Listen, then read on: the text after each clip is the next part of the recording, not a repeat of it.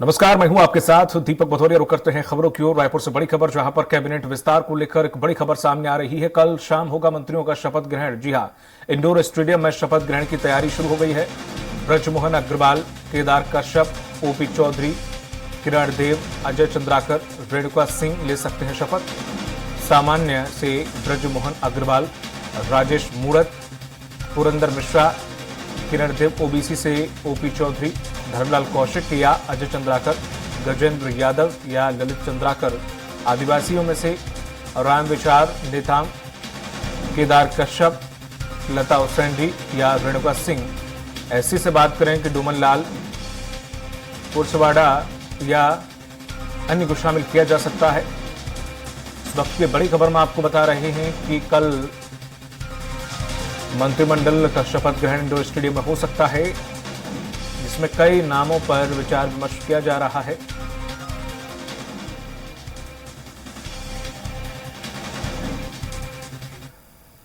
और अधिक जानकारी के साथ दिलीप साहू रायपुर से हमारे सहयोगी जुड़ गए हैं लाइव।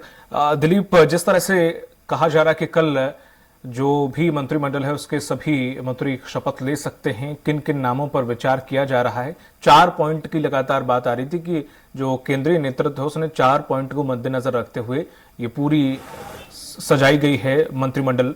अब ऐसे में किस वर्ग से, किस एरिया क्षेत्र से, विधानसभा से या संभाग से किस प्रकार के समीकरण बिठाए गए हैं? जी बिल्कुल दीपक, जिस तरह से अटकलें लगाई जा रही थी मंत्रिमंडल विस्तार को लेकर, तो आज इस पर विराम लगते हुए नजर आ रहे हैं। और राजधानी रायपुर के indoor stadium Sardar Balbir Singh indoor stadium में शपथ ग्रहण की तैयारी शुरू हो गई है। और ये देख सकते हैं, ये नजारा है सामने का ही, इसकी तैयारियां शुरू हो चुकी है। और ये अंदाजा लगाया जा रहा है कि कल शाम, क्योंकि कल से ही विधानसभा सत्र की शुरुआत हो जाएंगी, तो विधानसभा सत्र के बाद पहले दिन जहां तमाम जो विधायक है वो विधानसभा में ही शपथ लेंगे, वहीं उसके बाद देर शाम ये इंडोर स्टेडियम में मंत्रिमंडल के शपथ लेने की बात कही जा रही है। उसके लिए जोर शोर से तैयारियां शुरू हो गई है। ये मेन डोर है, यहाँ से जो तमाम जो मंत्री है जो शपथ लेंगे उनकी एंट्री होगी। उसके बाद ये देख सकते हैं, ये अंदर इंडोर स्टेडियम के अंदर का नजारा है। और यहाँ ये जो मुख्य मंच है वो बनाया गया है। और पूरे जो ये मंच है, मुख्य मंच के अलावा फिर एक सामान्य छोटा मंच बनाया गया है। और ये पूरा मुख्य मंच को से लेकर तमाम जो मंच है उन्हें भगवा कलर से सुसज्जित किया जा रहा है। ये मंच की तैयारियां देख सकते हैं। मुख्य मंच है वो करीब 40 फीट चौड़ा, और ये एंट्री गेट है। यहाँ से जो सीढ़ी जो बनाए हैं, तमाम जो मंत्री है, वरिष्ठगण है, यहाँ से ऊपर बैठेंगे और उसकी तैयारियां तेज होगी। और तमाम तरह के जो लोग आएंगे उनके लिए भी व्यवस्था की एक छोटी मंच है, जहां पर आमतौर पे मंत्रियों के आने के पहुंचने कार्यक्रम, मूल कार्यक्रम शुरू होने के पहले जो सांस्कृतिक आयोजन होता है उसके लिए एक छोटा मंच तैयार किया गया है।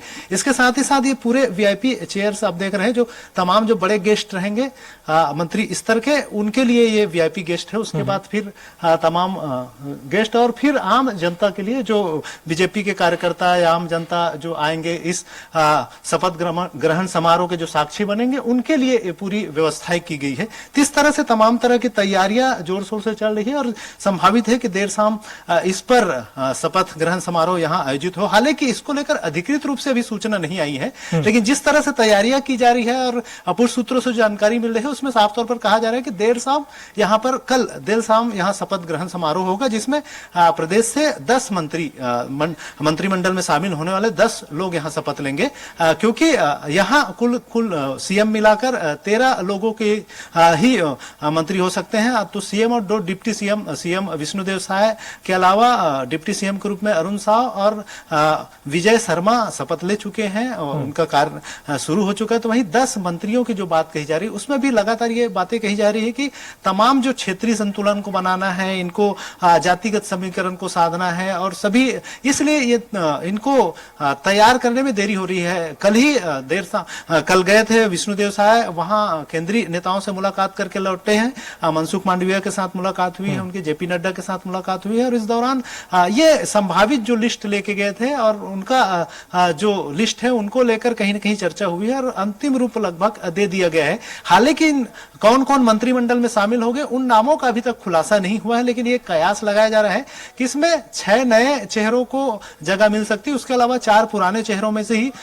मंत्री बनाए जा सकते हैं। तो इस तरह से जो बातें कही जा रही, हालांकि क्षेत्रवार जो स्थितियां निर्मित हुई, जिसमें खास करके बस्तर क्षेत्र से बात करें तो बस्तर क्षेत्र में प्रमुख दावेदार केदार कश्यप है। केदार कश्यप पूर्व मंत्री भी रहे हैं और वर्तमान में प्रदेश महामंत्री, तो उनकी दावेदारी प्रबल है क्योंकि एक प्रदेश महामंत्री विजय शर्मा को डिप्टी सीएम बनाया गया है। तो ये उम्मीद की जा रही है कि इनको भी मंत्रिमंडल में शामिल किया जाएगा। इसके अलावा प्रमुख रूप से बस्तर की ही बात करें तो किरण देव है, जो हालांकि वो सामान्य वर्ग से है, जगदलपुर सीट से जीत के आए हैं, लेकिन बस्तर के क्षेत्र को साधने के हिसाब से उनको भी मंत्रिमंडल में नए चेहरे के रूप में शामिल किया जा सकता है। इसके अलावा प्रमुख दावेदारों में विक्रम उसेंडी है, जो पूर्व अध्यक्ष भी रह चुके हैं, वन मंत्री रह चुके हैं, तो उनके भी दावेदारी प्रबल मानी जा रही है बस्तर क्षेत्र से। 3 में से कोई एक चेहरा हो सकता है। हालांकि लता उसेंडी भी है, महिला मंत्री रह चुकी है, महिला बाल विकास मंत्री रह चुके हैं, उनके नाम की भी चर्चा हो रही है। लेकिन क्योंकि महिला में दूसरी तरफ रेणुका सिंह की दावेदारी प्रबल दिख रही है, इसलिए लता उसेंडी के नाम को तवज्जो नहीं मिल सकता, इस तरह के कयास लगाए जा रहे हैं। इसके अलावा खास करके सरगुजा से क्षेत्र की बात करें तो सरगुजा क्षेत्र में क्योंकि वहां से सीएम विष्णुदेव साय है, इसलिए 1 या 2 मंत्री वहां से भी बनाए जा सकते हैं, जिसमें प्रमुख रूप से रेणुका सिंह का नाम सामने आ रहा है। इसके अलावा जो राम विचार नेताम है, जिन्हें प्रोटेम स्पीकर बनाया गया है, तो उनके नाम को लेकर भी चर्चा है कि उन्हें मंत्रिमंडल में जगह मिल सकता है। इसके साथ ही साथ सामान्य सीट, खास करके रायपुर संभाग की बात करें तो यहां से प्रमुख रूप से वरिष्ठ जो विधायक है ब्रिजमोहन अग्रवाल, क्योंकि मंत्री भी रहे हैं, उनके नाम प्रमुखता से आ रहे हैं। साथ ही साथ अजय चंद्राकर है, पूर्व मंत्री रहे हैं, कद्दावर विधायक है, उनके नाम की भी चर्चा है। साथ ही साथ और दावेदारों की बात करें तो राजेश मुड़त और नए चेहरे में पुरंदर मिश्रा, जो रायपुर उत्तर सीट से जीत के आए हैं, उनके नाम को भी लगातार चर्चा है और संभावित चेहरों में उनका नाम गिना जा रहा है।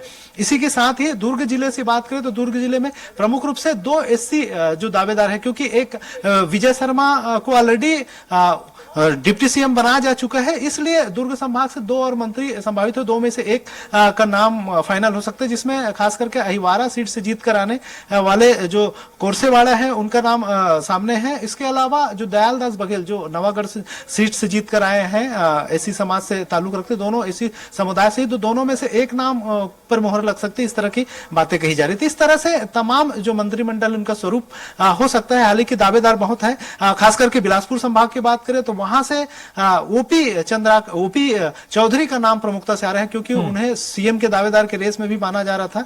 अब उनका क्योंकि प्रभारी महामंत्री भी है, प्रदेश महामंत्री है, तो उनका नाम प्रमुखता से आ रहा है। उनके अलावा प्रमुख रूप से जो अमर अग्रवाल है, बिलासपुर से ही पूर्व मंत्री रहे हैं।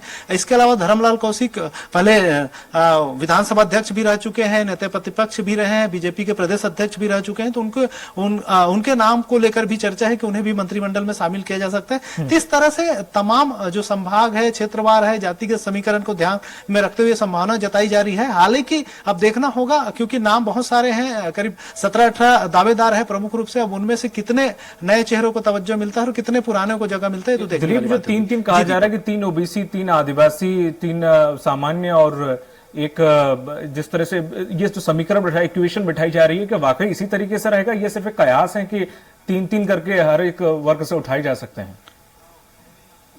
जी बिल्कुल, आमतौर पर हम देखे हैं कि पिछला भी जो मंत्रिमंडल रहा है, चाहे कांग्रेस सरकार की बात करें या बीजेपी सरकार की बात करें, इसी तरह का समीकरण बिठाया जाता है, क्योंकि प्रदेश में आदिवासी समुदाय से भी 30 सीट है, रिजर्व सीट है उनके 29 सीधे तौर पे, 10 एससी समुदाय से सीट है, तो 10 सीटों में से एक मंत्री आमतौर पर बनाते हैं, एक चेहरा एससी समुदाय को दिया जाता है। इसी तरह आदिवासी समुदाय से 3 सीट दिया जाता है मंत्रिमंडल में, और सामान्य समुदाय से 3, और फिर ओबीसी वर्ग से भी, क्योंकि ओबीसी वर्ग की भी एक बड़ी यहाँ दावेदारी है। करीब 19 विधायक जीत कर आए हैं बीजेपी में ओबीसी समाज से, तो वहां से भी 3 मंत्रिमंडल में शामिल किए जा सकते हैं। हालांकि एक तो ऑलरेडी डिप्टी सीएम के रूप में अरुण साव का चयन हो चुका है, लेकिन 2 और जो मंत्री है उसमें शामिल किए जा सकते हैं, तो इस तरह के भी कयास लगाया जा रहा है। हालांकि 3 भी हो सकते हैं, 3 सामान्य, 3 ओबीसी और 3 एसटी समाज से मंत्री और हो सकते हैं, और 1 एससी, तो कुल मिलाकर 3-3-3 9 और 1 10, तो 10 मंत्री नए जो बनाए जाने हैं। तो इनमें ये कयास जो लगाया जा रहा है कि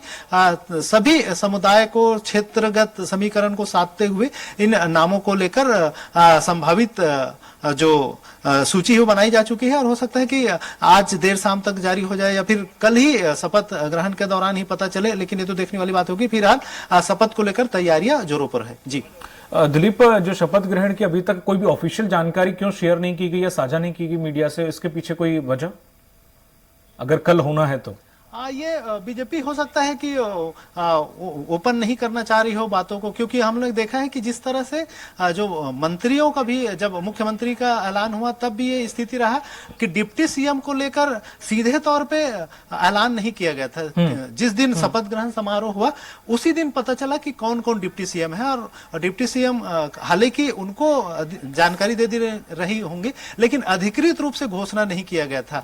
तो आमतौर पर हमने मंच में भी देखे, जिस समय शपथ ग्रहण चला तो उस समय जो डिप्टी सीएम थे, अरुण साव की बात करें या फिर विजय शर्मा, दोनों हतप्रभ थे कि किस तरह कहां लगाए, और जो व्यवस्था करने वाले वे भी परेशान थे कि उनकी सीट को कहां रखे, वो शपथ लेंगे नहीं लेंगे, इस तरह की स्थितियां थी। तो ये आमतौर पे हो सकता पहले घोषणा कर दिया जाना चाहिए, लेकिन नहीं किए तो ये बीजेपी की अपनी अंदरूनी मामला हो सकते हैं। लेकिन कहीं ना कहीं इसको लेकर एक कयास लगाया जा रहा है कि जिनको मंत्रिमंडल में शामिल किया जाएगा उन्हें कहीं ना कहीं पहले से बता दिए गए होंगे, उन्हें सूचित कर दिया गया होगा। उसके साथ ही साथ अभी तक जो खुलासा नहीं हुआ, इसको लेकर अभी भी कयास लगाए जा रहे हैं कि हो सकता है कि कुछ विरोध हो जाए या कुछ अलग तरह से जो समीकरण बन रहे हैं उसमें किस तरह से अगर कुछ नाम छूटते हैं वरिष्ठों को तो उनको कहां शामिल किया जाए, इस तरह की भी कवायद चल रही होगी। तो इसलिए शायद मंत्रिमंडल के जो नाम है, संभावित चेहरे हैं, उसको अभी ओपन नहीं किया गया है। जी, जानकारी के लिए शुक्रिया आपका दिलीप।